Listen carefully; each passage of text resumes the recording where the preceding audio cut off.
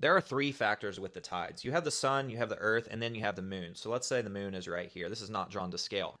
Tide changes every 6 hours. So that means you have 2 high tides a day, 2 low tides a day.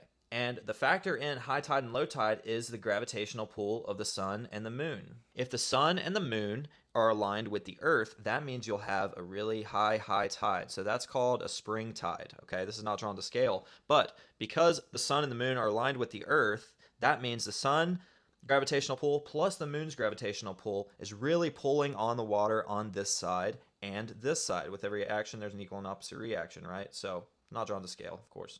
Now, because of that, if you're on this side of the earth, let's say we're looking at the North Pole, the earth is rotating this way. Okay, so we are right here.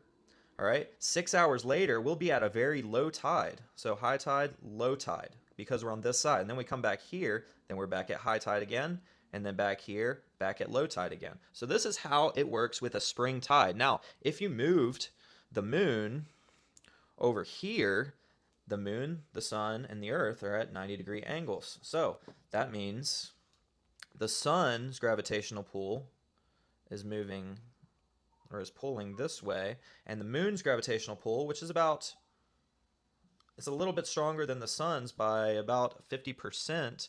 That means the moon's gravitational pull is pulling more water towards it. So that means your high tide will actually be here and then here.